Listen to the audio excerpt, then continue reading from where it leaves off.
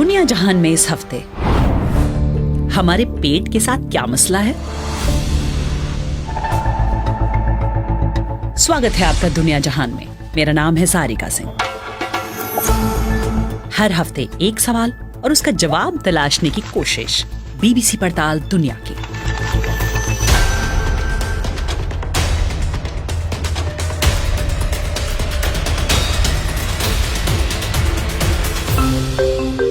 अगर आपने ये पॉडकास्ट शुरू होने से पहले खाना खाया है तो बहुत कम संभावना है कि इसके खत्म होने तक भी खाना आपके पेट तक पहुंचेगा। उसके बाद बाथरूम जाने से पहले तो ये खाना कई प्रक्रियाओं से गुजरेगा। हम ये तो जानते हैं कि जो हम खाते हैं उससे हमारे शरीर, मांसपेशियों और त्वचा का पोषण होता है, लेकिन दिमाग का क्या?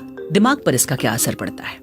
हाल में इसका जवाब ढूंढने के लिए काफी शोध हुए हैं, जिससे पता चलता है कि जो हमारे पेट में जाता है उसका सीधा संबंध उससे है जो हमारे दिमाग में चलता है। इस हफ्ते हम दुनिया जहान में ये जानेंगे कि हमारे पेट के साथ मसला क्या है। पार्ट 1, हम कैसे पचाते हैं।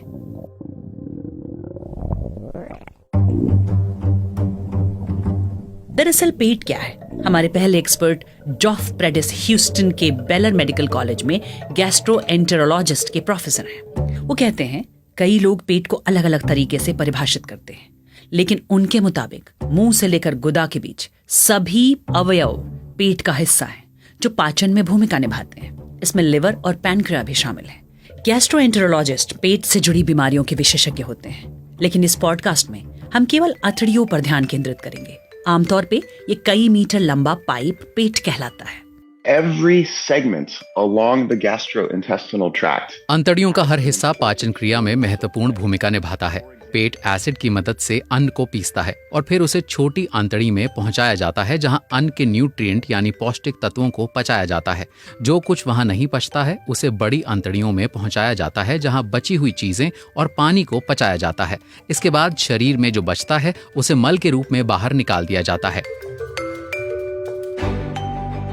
जॉफ प्रेडिस कहते हैं इस पूरी प्रक्रिया में अन्न को पीस कर पचाने के लिए गैस्ट्रोइंटेस्टाइनल ट्रैक्ट की सभी मांसपेशियां और नसें मिलकर काम करती हैं। पेट का काम सिर्फ खाना पचाना नहीं होता, बल्कि इम्यून सिस्टम यानी रोग प्रतिरोधक क्षमता को मजबूत करना भी होता है। पेट ये सुनिश्चित करता है कि खाने के अनावश्यक तत्व जो शरीर को नुकसान पहुंचा सकते हैं वो शरीर के दूसरे हिस्सों में ना जाएं। Some bacteria are known pathogens. कुछ बैक्टीरिया बीमारी फैला सकते हैं। कुछ लोगों के पेट की दीवार कमजोर होने की वजह से माइक्रोब या जीवाणु पेट से लीक होकर शरीर के दूसरे हिस्सों में फैल सकते हैं, जिससे लोग बीमार पड़ सकते हैं। यानी हमारा पेट शरीर का एक अत्यंत महत्वपूर्ण प्रतिरक्षा तंत्र भी है। Our gut has a very robust immune system. हमारा पेट एक शक्तिशाली इम्यून सिस्टम है। ये बहुत महत्वपूर्ण होता है क्योंकि हमारे आहार के जरिए कई किस्म के बैक्टीरिया और वायरस पेट में पहुंचते हैं। ये अगर गैस्ट्रो इंटेस्टाइनल ट्रैक्ट से निकलकर शरीर के दूसरे हिस्सों में घुस जाएं तो काफी नुकसान हो सकता है। इसलिए पेट हमारे प्रतिरोधक सिस्टम का पहला मोर्चा होता है। लेकिन अगर हमारा पेट जरूरत से ज्यादा सक्रिय हो जाए तो इसमें सूजन आ जाती है। इससे क्रॉन्स डिजीज और अल्सरेटिव कोलाइटिस जैसी बीमारियां होती हैं, जिससे अंतड़ियों में फोड़े और गुदा में सूजन पैदा होती है। जॉफ प्रेडिस कहते हैं पेट के इर्द गिर्द फैली नसों का मस्तिष्क से सीधा संबंध होता है और दोनों के बीच सिग्नल का आदान प्रदान होता है। अगर पेट में कोई खराबी हो तो दिमाग को पता चल जाता है। हाल के दौरान रिसर्च से पता चला है कि ये संपर्क जितना हम पहले समझते थे उससे कहीं ज्यादा गहरा है। Part 2, vagus nerve. हमारी दूसरी एक्सपर्ट हैं जैन फॉस्टर। न्यूरोसाइंटिस्ट हैं जो टेक्सास यूनिवर्सिटी के साउथ वेस्टर्न मेडिकल सेंटर में मनोविज्ञान की प्रोफेसर हैं। वो कहती हैं कि हमारे शरीर में मौजूद वेगस नर्व दिमाग को पेट से जोड़ने वाली सबसे लंबी नस है। The vagus nerve is the longest sensory nerve. Vagus नस पेट और उसके इर्द गिर्द के अवयवों की मांसपेशियों से जुड़ी होती है। ये एक बाई डायरेक्शनल नर्व है जो दिमाग से सिग्नल को पेट तक पहुंचाती है और पेट से दिमाग तक सिग्नल भेजती है। यानी पेट से मिलने वाले सिग्नल के अनुसार ही दिमाग हरकत करता है। वेगस नस दिमाग और पेट के बीच मौजूद सिग्नल के आदान प्रदान का सुपर हाईवे है। 10 साल पहले कैलिफोर्निया यूनिवर्सिटी के वैज्ञानिकों ने एक प्रयोग किया था जिससे पता चला कि पेट की स्थिति का हमारे दिमाग पर गहरा असर पड़ता है। इस प्रयोग के दौरान महिलाओं के एक गुट को कुछ हफ्तों तक फर्मेंटेड दूध पीने के लिए दिया गया और दूसरे गुट को सामान्य दूध दिया गया। वैज्ञानिकों ने पाया कि जिस गुट ने फर्मेंटेड दूध पिया था उनके मस्तिष्क की गतिविधियां पाचन के दौरान बेहतर हो गई थी, खासतौर पर मस्तिष्क के उस हिस्से की गतिविधियां जो हमारी संवेदनाओं को नियंत्रित करती हैं। इसका मतलब है कि हमारे पेट में मौजूद बैक्टीरिया या माइक्रोब हमारे दिमाग की गतिविधियों को प्रभावित करते हैं। And what they showed by doing imaging before and after 4 वैज्ञानिकों ने पाया कि महिलाओं के जिस गुट ने 4 हफ्ते तक फर्मेंटेड दूध पिया था जिसमें प्रोबायोटिक्स थे, उनके दिमाग की सेंसरी गतिविधि यानी संवेदनात्मक गतिविधि में बदलाव दिखाई दिया। इसकी वजह से एक नए शोध का दरवाजा खुल गया। अब ये पता लगाया जा सकता है कि क्या पेट में मौजूद माइक्रोब से हम मानसिक बीमारियों का इलाज कर सकते हैं। मनोविज्ञान के क्षेत्र में इसकी बड़ी भूमिका हो सकती है। हम ये तो पहले से जानते थे कि दिमागी तनाव से पेट में समस्याएं पैदा हो सकती हैं, लेकिन अब ये सामने आया है कि पेट में मौजूद सही बैक्टीरिया दिमागी तनाव को कम करने में मदद कर सकते हैं। जेन एक खास किस्म के बैक्टीरिया पर शोध कर रही हैं, जिसका संबंध दिमाग में चिंता या तनाव से हो सकता है।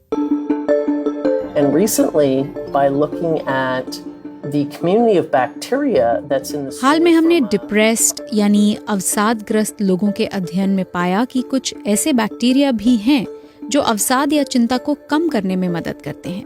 हम अब ये भी पता कर सकते हैं कि अवसादग्रस्त लोगों में चिंता का कारण ये बैक्टीरिया है या कोई और वजह है। अवसादग्रस्त लोगों में एंजाइटी या चिंता की वजह का पता लगाना पेचीदा काम है, मगर ये सुराग हमारे हाथ लगा है जिससे हमें पता चल सकता है कि क्या किसी बैक्टीरिया या माइक्रोब की गैर मौजूदगी से एंजाइटी बढ़ती है, और अगर ऐसा है तो क्या उस माइक्रोब के सेवन से समस्या का समाधान हो सकता है।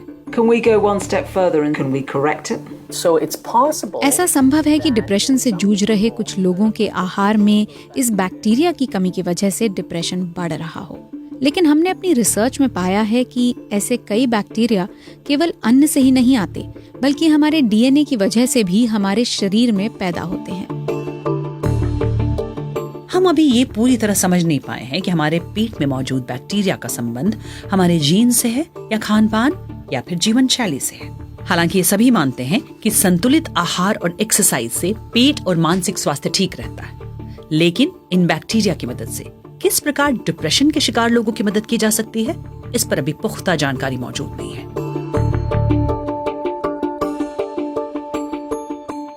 पार्ट 3, गट फीलिंग, भीतरी आवाज। दुनिया भर में हर साल पाचन क्षमता को सुधारने के लिए इस्तेमाल होने वाले फूड सप्लीमेंट पर लगभग 50 अरब डॉलर खर्च होते हैं, यानी लगभग उतने ही पैसे जितने चॉकलेट पर खर्च होते हैं। हमारे तीसरे एक्सपर्ट मार्टिन हैम नेदरलैंड में नीजो फूड्स रिसर्च कंपनी में बिजनेस डेवलपमेंट मैनेजर हैं। वो कहते हैं कई लोगों को पाचन संबंधी कोई समस्या नहीं होती है, फिर भी वो इसके लिए सप्लीमेंट लेते हैं क्योंकि वो सुनिश्चित करना चाहते हैं कि वो हमेशा स्वस्थ रहे। सप्लीमेंट 2 प्रकार के होते हैं, एक प्रोबायोटिक्स जिसमें उसी तरह के बैक्टीरिया होते हैं जो हमारे पेट में होते हैं, और दूसरे प्रीबायोटिक जिसमें ऐसे फाइबर होते हैं जो हमारे अंतड़ियों में माइक्रोबायोम का पोषण करते हैं। लेकिन ये सप्लीमेंट तभी प्रभावी होते हैं जब वो हमारे पेट की बड़ी अंतड़ियों तक पहुंच जाएं। बड़ी अंतड़ियों में पहुंचने से पहले इन्हें छोटी अंतड़ियों से होकर गुजरना पड़ता है, जिनकी लंबाई हमारे शरीर की लंबाई से 3 गुना होती है। यानी इन सप्लीमेंट्स को काफी लंबा सफर तय करना पड़ता है, तभी ये असरदार हो सकते हैं। Because the stomach is the first step in food digestion. पेट पाचन क्रिया का पहला पड़ाव होता है और अंतड़ियों के भीतर कई माइक्रोब जीवित नहीं रह पाते। यह भी पता चलता है कि छोटी अंतड़ियों में भी माइक्रोब होते हैं जो हमारे स्वास्थ्य के लिए आवश्यक होते हैं। सवाल यह है कि अगर ये माइक्रोब पेट में होने वाले अन्न की पिसाई से निकलकर छोटी अंतड़ियों से गुजरकर बड़ी अंतड़ियों यानी कोलोन तक पहुंच भी जाते हैं, तो क्या वो असरदार रहते हैं? It's a difficult area, to be honest. So we've done a lot of studies. यह एक पेचीदा विषय है, लेकिन हमने प्रोबायोटिक और प्रीबायोटिक के फायदों के बारे में काफी शोध किया है और सिद्ध किया है कि इनसे अच्छे बैक्टीरिया की संख्या बढ़ती है और कुछ हानिकारक बैक्टीरिया कम हो जाते हैं। अगर लोगों को लगता है कि उनका पाचन ठीक नहीं है और उन्हें कोई प्रोबायोटिक या प्रीबायोटिक सप्लीमेंट लेना चाहिए, तो ये चुनाव कैसे किया जाए? You have to be sure that the probiotic बहुत सारे प्रोबायोटिक पेट में ही खत्म हो जाते हैं, इसलिए आपको पता करना चाहिए कि जिस प्रोबायोटिक का आप सेवन करना चाहते हैं उसके माइक्रोब अंतड़ियों में जीवित रह पाएंगे या नहीं। ऐसा नहीं है कि आप कोई भी प्रोबायोटिक खरीद लें, आपको पता करना चाहिए कि उसके फायदे का कोई वैज्ञानिक आधार है या नहीं। अगर हम अपने जीन्स नहीं बदल सकते और सप्लीमेंट के लेबल की पेचीदगी से पार नहीं पा सकते, तो हमारे पास दूसरा विकल्प यही है कि हम अपनी जीवन शैली में सुधार पर ध्यान दें। पार्ट 4, 2 लोगों का भोजन। हमारी चौथी एक्सपर्ट हैं गेल हेक्ट, जो शिकागो की लोयोला यूनिवर्सिटी में माइक्रोबायोलॉजी और इम्यूनोलॉजी की प्रोफेसर हैं। वो पेट में बीमारी फैलाने वाले पैथोजन या रोगाणुओं के विशेषज्ञ हैं। वो कहती हैं कि पेट को स्वस्थ रखने के लिए कई किस्म के बैक्टीरिया और माइक्रोब्स की जरूरत होती है। So in my mind, a healthy gut is अक्सर पेट में मौजूद बैक्टीरिया पर बात होती है, लेकिन वहाँ कई तरह के माइक्रोब होते हैं जो अकेले नहीं बल्कि साथ मिलकर काम करते हैं। वो हमें स्वस्थ रखने में भूमिका निभाते हैं। इनके बिना मनुष्य जीवित नहीं रह सकता। यानी पेट की देखभाल करने के लिए जरूरी है वहाँ मौजूद माइक्रोब की देखभाल हो। we really rely on bacteria to keep us healthy. हम स्वस्थ रहने के लिए इन बैक्टीरिया और माइक्रोब्स पर निर्भर हैं। इनका पोषण करने की जिम्मेदारी हमारी है। लेकिन ये माइक्रोब्स क्या खाते हैं? वो हमारे आहार की बची खुची चीजें खाते हैं। मिसाल के तौर पर हम बीन्स या दूसरी सब्जियां खाते हैं जिसमें फाइबर होता है। जब यह फाइबर पूरी तरह नहीं पच पाता तो वो कोलन में पहुंचता है, जहां यह बैक्टीरिया रहते हैं जो उस फाइबर पर पलते हैं। इसका एक बुरा प्रभाव यह है कि इससे गैस पैदा होती है, लेकिन मेरा मानना है कि यह दरअसल अच्छा संकेत है, जिससे पता चलता है कि यह बैक्टीरिया सही तरह से पल रहे हैं और काम कर रहे हैं। लेकिन जब हम प्रोसेस्ड खाद्य सामग्री का सेवन करते हैं तो ऐसा क्यों नहीं होता? They contain very little fiber, which is the food for your microbes, right? Processed आहार के सेवन से ऐसा इसलिए नहीं होता क्योंकि उसमें फाइबर बहुत कम होता है। उसमें शुगर होती है जो हम तुरंत पचा लेते हैं और माइक्रोब्स के लिए कुछ नहीं बचता। प्रोटीन और ग्लूकोज युक्त आहार हमारी मांसपेशियों का पोषण करते हैं, लेकिन खाना खाते समय हमें केवल अपने शरीर का ही नहीं बल्कि पेट में मौजूद माइक्रोब के पोषण का भी ख्याल रखना चाहिए। इसके लिए हमें ताज़ा फल और सब्जियों का सेवन करना चाहिए। आहार जितना प्राकृतिक होगा पेट के लिए उतना अधिक बेहतर होगा। दही जैसी फर्मेंटेड चीजें भी अच्छी हैं क्योंकि उसमें पेट के लिए आवश्यक बैक्टीरिया होते हैं। यानी खाना खाते समय आपको केवल ये नहीं सोचना कि आपको क्या अच्छा लगता है, बल्कि ये भी ध्यान रखना है कि पेट में मौजूद माइक्रोब के लिए क्या अच्छा है। I think of it as feeding two entities. मैं इसे ऐसे देखती हूँ कि आप 2 लोगों को खाना खिला रही हैं। एक आपका इंसानी शरीर और दूसरे आपके पेट में मौजूद माइक्रोब। इंसानी शरीर के लिए आपको ऊर्जा चाहिए तो आपको उसके लिए प्रोटीन का सेवन करना है, एक्सरसाइज करनी है। लेकिन पेट में पलने वाले माइक्रोब के पोषण के लिए आपको फाइबर और कार्बोहाइड्रेट्स का सेवन करना चाहिए ताकि शरीर स्वस्थ रहे। अब लौटते हैं अपने प्रमुख सवाल की ओर। हमारे पेट के साथ मसला क्या है? हमने अपने एक्सपर्ट से जाना कि हमारे पेट में पलने वाले माइक्रोब्स हमारे स्वास्थ्य के लिए कितने जरूरी हैं। अब ये भी साफ हो गया है कि हमारे मानसिक स्वास्थ्य का भी इन माइक्रोब्स से सीधा संबंध है। हाल में वैज्ञानिकों ने यह दावा किया कि मोटापा, डायबिटीज, अल्जाइमर, पार्किंसंस डिजीज से पीड़ित लोगों के पेट में इन माइक्रोब्स की विविधता उन लोगों के मुकाबले कम होती हैं जिन्हें ये बीमारियां नहीं होती। हालांकि अभी ये साफ नहीं है कि ये बीमारियां इन माइक्रोब के कम होने से होती हैं या इन बीमारियों से माइक्रोब की विविधता घट जाती है। लेकिन एक बात कई प्राचीन चिकित्सक भी कह गए हैं कि सभी बीमारियों की शुरुआत पेट से होती है। इसीलिए हमें अपनी गट फीलिंग या भीतर की आवाज पर भी ध्यान देना चाहिए।